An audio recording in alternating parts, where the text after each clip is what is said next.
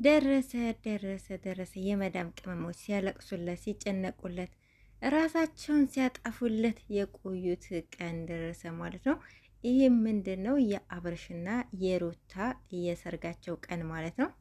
ብዙ የመዳም ቅመሞች አብዛኛውን ጊዜ አብርሽና ሩታ በተጣሉ ቁጥር ራሳችንን እናጠፋለን፣ በረኪና እንጠጣለን እያሉ በጣም ሲያስቸግሩን ነበርና ከዛ ሁሉ ውዝግብ አልፎ እንግዲህ ሰርጋችን ደርሷል ብለዋል። እነሱም ፌስታልና ቬሎና ሱፍ መረጣ ላይ ናቸው ማለት ነው። እንግዲህ እንኳን ደስ አላችሁ የመዳም ቅመሞችዬ። አሰላሙ አለይኩም ወራህመቱላሂ ወበረካቱ። ውድ ቤተሰቦች እንዴት ናችሁ? ሰላም ናችሁ? አልሐምዱሊላህ እኔ ጋር ሁሉ ሰላም ነው። በያላችሁበት ሰላማችሁ ብዝት ተረፍ በልኝ። ውድ ቤተሰቦች የምወዳችሁ የማከብራችሁ፣ ዛሬም እንደተለመደው መጥቻለሁ። ለቤቴ አዲስ የሆናችሁ ቤተሰብ በመሆን ተቀላቀሉ እንላለን ማለት ነው። እንግዲህ ከመግቢያ እንዳልኳችሁ የመዳም ቅመሞች የምትጓጉለት ቀን እየደረሰ ነው ማለት ነው።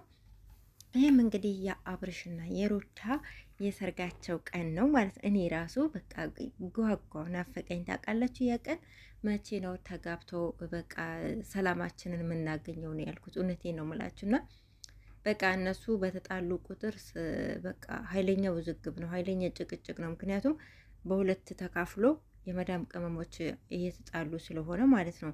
አንዱ የአንዱ ደጋፊ ይሆናል፣ አንዱ የአንዱ ደጋፊ ይሆናል። ስለዚህ እንግዲህ አብረው ከሆኑ እንደዛ አይነት ውዝግብ አይኖርም ብዬ ተስፋ አደርጋለሁ። ለማንኛውም እንግዲህ የአብርሽና የሩታ ሰርግ እየቀረበ ስለሆነ እነሱም ልብስ መረጣ ላይ ናቸው ማለት ነው። በጣም ደስ ይላል እውነት ለመናገር ማለት ነው። እና እንግዲህ ያው ለዚያ ቀን ያብቃቸው እንላለን። መልካም ምኞታችን ነው ማለት ነው።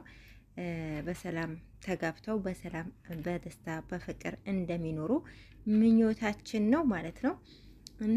እንግዲህ ያንን አስመልክቶ ትናንትና ሴቶቹ እኛ ሱፍ እንለብሳለን እናንተ ቀሚስ ልበሱ በተራችሁ እያሉ እንግዲህ ሴቶቹ ትላንትና ቀውጥ እየፈጠሩ ነው ነበረ ማለት ነው።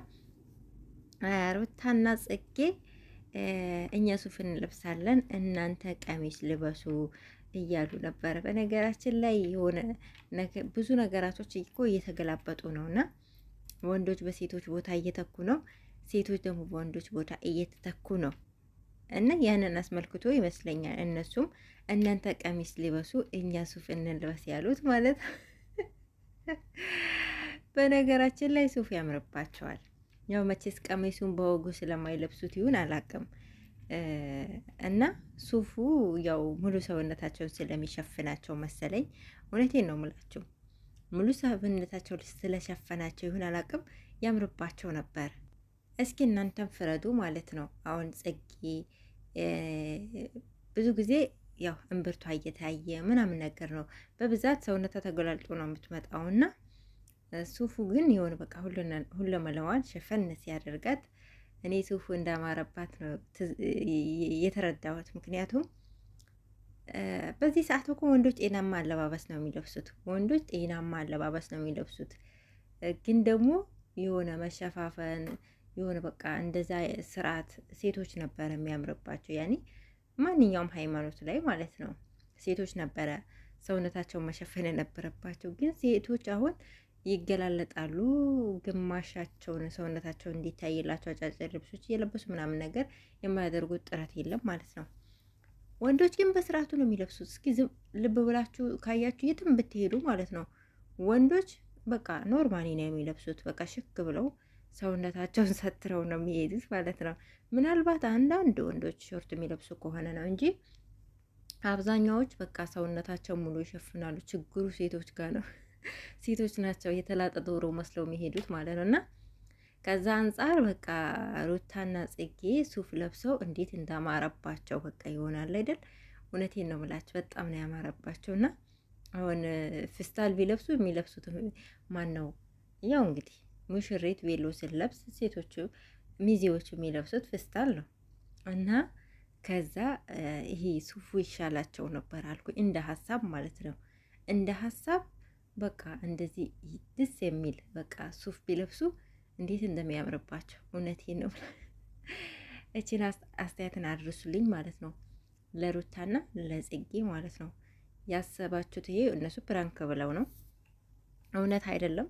ነገር ግን የሆነ እንደ ፕራንክም ቢሆን እውነት ያን የእውነት ቢለብሱት በጣም ያምርባቸው ነበርና ቀጥሉበት፣ እውነት አድርጉት፣ ሀሳባችሁን በጣም ወደነዋል በሏቸው ማለት ነው። እንግዲህ ተመልካች የሚወደውን ነገር ያደርጋሉ ብዬ ስላሰብኩ ነው። እኔም እንደ ተመልካች በጣም አምሮባቸዋል እንትኑ ማለት ነው፣ ሱፉ አምሮባቸዋል እና በቃ የሰርጋቸው ቀን ያንን ሱፍ ለብሰው ፋብትን ቢሉ በጣም ያምርባቸዋል ብዬ ነው የማስበው። ሙሽሪት አስባችኋል? በሰርጓ ቀን ሱፍ ስትለብስ እና ብቻ ቀልዳቸው የሆነ በቃ ደስ ይል ነበር፣ እውነት ቢሆን ማለት ነው። እና እንዳልኳችሁ አድርሱልኝ የሰርጋቸው ቀን ሱፍ እንዲለብሱ ማለት ነው። በጣም ያምርባቸዋል ሱፉ ማለት ነው ከቀሚሱ ይልቅ